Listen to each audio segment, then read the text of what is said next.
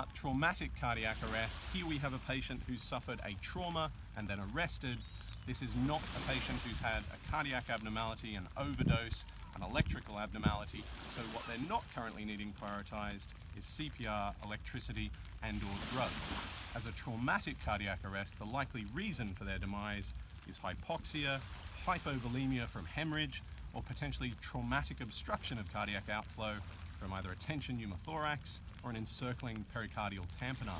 And those are the things that we can do something about, but with a traumatic cardiac arrest, we need to prioritize those before we get onto the CPR, before we get onto the oxygen, and then we can come back and reassess. So the things I want us to do as a team are to intervene on those specific problems. So Karen, I'd like you to secure the airway as best able, and that's either via ET tube or a supraglottic airway.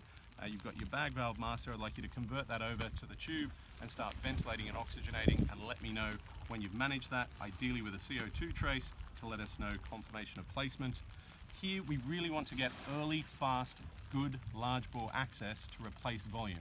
This patient almost definitely has hemorrhaged themselves into arrest, so if we can get IO access, humeral head, large volume fluid replacement running through that three-way tap via syringe, or if you've got the rapid infuser there, we want to give the blood as fast as we possibly can.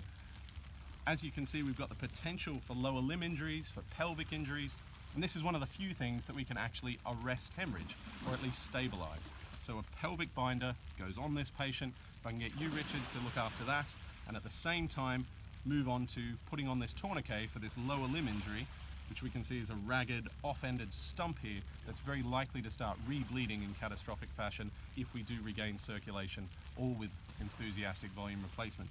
You'll need 2 tourniquets down there. Ideally, it is a thigh wound, and let me know when that's been secured.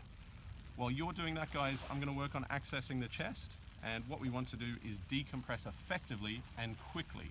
So it's going to be a scalpel, forceps, finger thoracostomy on this side.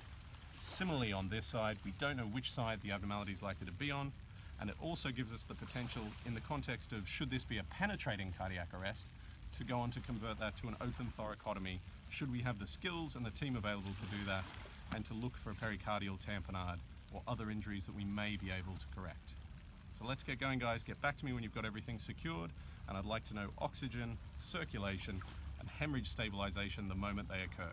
We still want to get this patient moving from scene quickly, but for now, we need to do these interventions.